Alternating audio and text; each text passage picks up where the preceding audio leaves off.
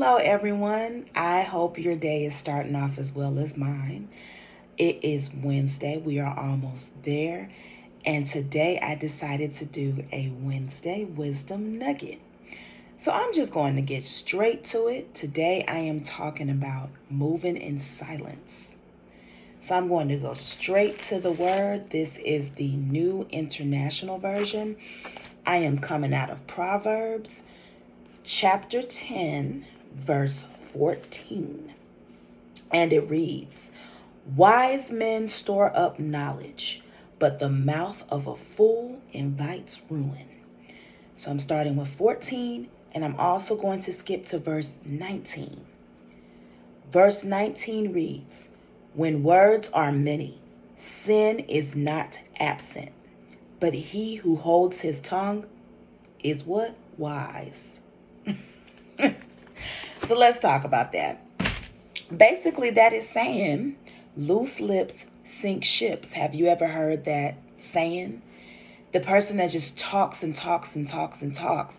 Sometimes you can talk yourself out of your blessing. Like sometimes you need to learn how to be quiet and censor and filter what you're talking about and with whom you're saying it to. There's so many people in my generation because I represent for millennials. And I notice a lot of millennials, yap, yap, yap, yap, yap, yap, yap. I feel like with millennials, I feel like y'all have, I'm not going to say me because I'm really more of a private person. I show people what I want to show them. But it's a lot of us that feel like they have to overprove something. If you know who you are and whose you are, there is nothing that you have to prove to anyone. You are God's child. If you wake up every day and I'm confident in myself, I have goals, I have a purpose, and you're working towards it, and you are totally healed from whatever, or you're in a healing stage, or you just know who you are, there is no need to go and run your mouth and tell people everything all of the time. I started to title this message to watch out or to be vigilant about who's in your circle. I started to really just focus on that. But I think that's only part of the problem. Even with hanging with the wrong circles or even the right circles, oversharing can be detrimental to you. Because sometimes, have you ever noticed someone who is kind of like in the process of a blessing and they share too much details and then all of a sudden what you thought you had falls through? That's what I'm talking about.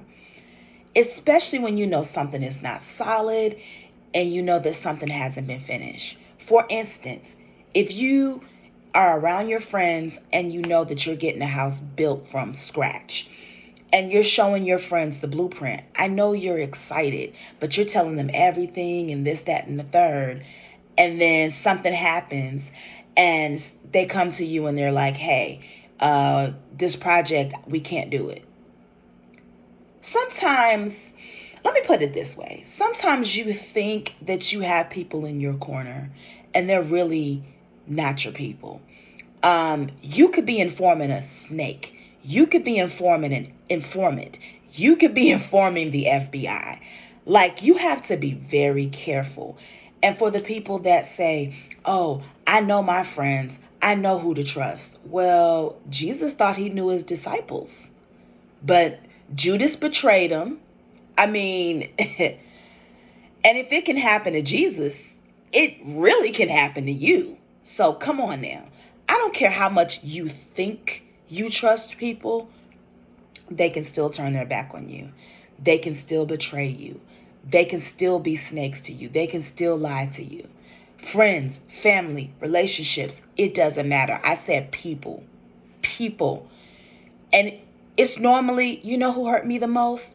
The people I trusted the most. The people I thought that had my back. And ones that were the closest to me. Let that sit in your spirit.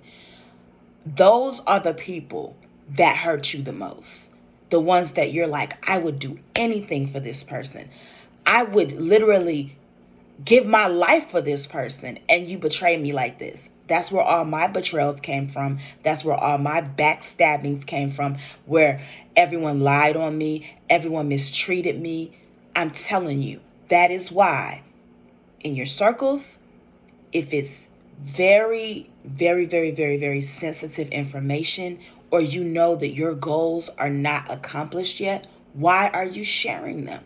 Why? I know you're excited, but take that emotion out of it and put logic in it. Don't overshare. Move in silence. Let them see it. Let them see when it all comes to pass. Let them see when it all comes to fruition. Let them see the end result. Do not overshare. Move in silence. Be quiet sometimes. Stop telling all of your business. Okay? You don't know who's for you in these days and who's against you. You can say what you want, but people are getting surprised day after day after day about who is really in their corner. I promise you, you don't want to be that person that is upset and angry because you overshared with the wrong person. So again, choose your circles wisely. Wake up every day. Oh, and let me add this. It's okay to choose yourself. It's okay to take yourself out to eat. It's okay to go to the movies by yourself. It's okay to date yourself. It's okay to get dressed up and say, hey, I'm taking me out. I'm the date today. You don't have to necessarily run in a circle. You don't have to necessarily prove to people that you have friends. You don't have to prove to people that you have a relationship. There's nothing to prove to anyone. If you have a fabulous personality, of course people are going to be attracted to you. Of course people are going to want to be around you. If you're a good, wholesome person, of course people are going to want to be around you. But I just feel the need to let you know, I don't know why that keeps being in my spirit. You don't have to overprove. There's nothing that you have to prove to anyone. Just continue to walk in the favor of the Lord and know who you are. And I feel in my heart that a lot of people do not know who they are for real. And if you don't know who you are, I encourage you to take time away and get into seclusion. Get by yourself and really understand who you are. Write down 10 great things about yourself. Write down 10 things that you need to work on. And for the list of the things that you need to work on about yourself and you don't necessarily like about yourself, think about what's just physical. Think about what is just because society says or whatever. If the 10 things you hate about yourself are like, say it's a body part, or like, oh, I don't like my hair, that's something that can't be changed. So you have to learn how to just accept who you are regardless of, this is a shell. You have to learn how to just accept you for who you are and wake up every day. Look in the mirror. Like, when is the last time you looked in the mirror? Do you know how many people do not even look at themselves? They don't want to look at themselves because they really don't like themselves. And I'm convinced that you don't. I want you to. I want you to feel what I feel every day. I want you to wake up every day and not care what people say about you. Now, what I'm working on now is when people talk about my family. But I don't care what people say about me. But what people say about my family, I'm ready to go. Ugh. But that's another point. I'm talking about you. You need to wake up every day and love on you. You need to wake up every day and look in the mirror and hug yourself and say, I'm beautiful. Put post-it sticky notes on your mirror with all of the great things about yourself. If you are kind, put I am kind, I am beautiful, I am handsome, I am wonderful, I am specifically made for God. God has a destiny for me. Again, move in silence, because when you know who you are and whose you are, there is nothing that you have to prove to anyone. God bless you. Thank you for supporting me. Bye-bye.